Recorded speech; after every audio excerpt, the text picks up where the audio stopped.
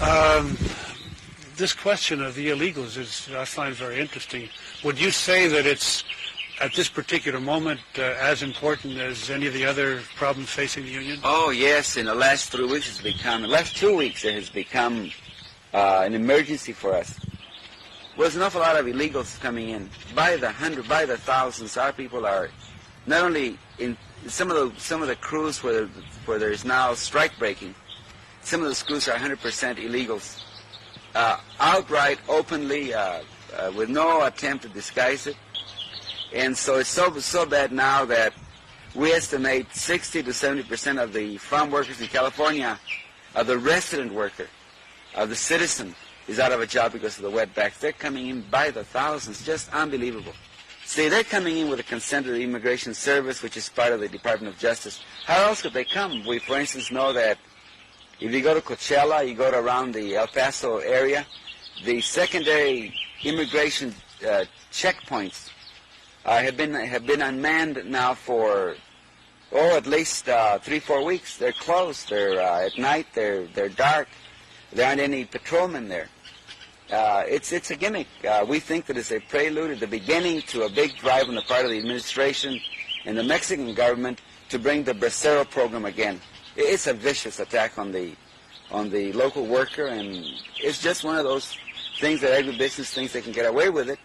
And our job is to inform the whole country what's happening, together with a boycott, and solve it that way. And so the workers themselves, even though a lot of them are Mexican descendancy themselves, are very uptight and very, very worried and very mad about the illegals coming to break their strikes, and it takes away their jobs, their livelihood, and so forth. Does that put you in an uncomfortable position to be against the illegal immigrants because they are from Mexico? In other words, part of your program has been an appeal to equal treatment of people of Mexican origin, right? Oh, yeah, sure, but we're speaking of the legal ones. You know, we don't want Mexico to export its poverty to us, and then we pay. It's not the agriculture, it's not society in general, it's the farm worker, again, paying for those sins, you know.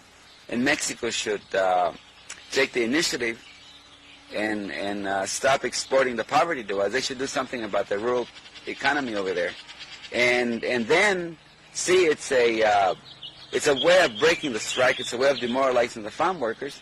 And for instance, the workers are going to ask for stamps, for food stamps. They're lining up the offices for welfare, and they're being told, we can't give you a job because there are plenty of jobs. And the workers say, well, there aren't any jobs.